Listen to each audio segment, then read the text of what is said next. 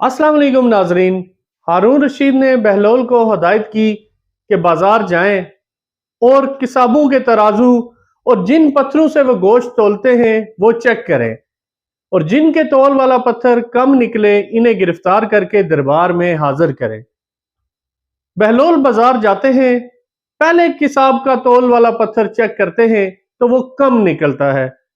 किसाब से पूछते हैं कि हालात कैसे चल रहे हैं। किसाब कहता है कि बहुत बुरे दिन हैं, दिल करता है कि ये गोश्त काटने वाली छुरी अपने बदन में घुसा दूं और अबदी नींद सो जाऊं। बहलोल आगे दूसरे किसाब के तौल वाले पत्थर को चेक करते हैं, वो भी कम निकलता है। किसाब से पूछते हैं कि क्या हालात हैं घर के। वो कहता है कि काश अल्लाह ने पैदा ही ना किया होता, बहुत जलालत की जिंदगी गुजार रहा हूं। बहलोल आगे बढ़े।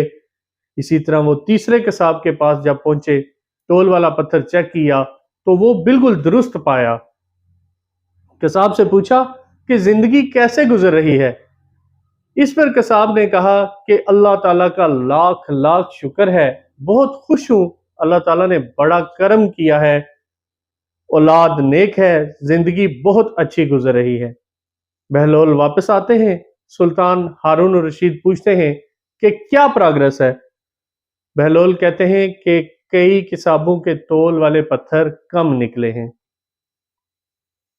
इस पर सुल्तान ने गुस्से से कहा कि फिर उन्हें गिरफ्तार करके लाए क्यों नहीं। बहलोल ने कहा, अल्लाह ताला इन्हें खुद सजा दे रहा था, इन पर दुनिया तंग कर दी गई थी, तो यहाँ लाने की क्या जरूरत थी।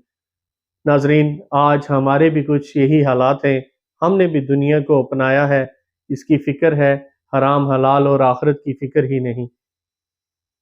इन्हीं अल्फाज के साथ हारून रशीद को अगले प्रोग्राम तक इजाज़त दीजिएगा। अल्लाह हाफिज़।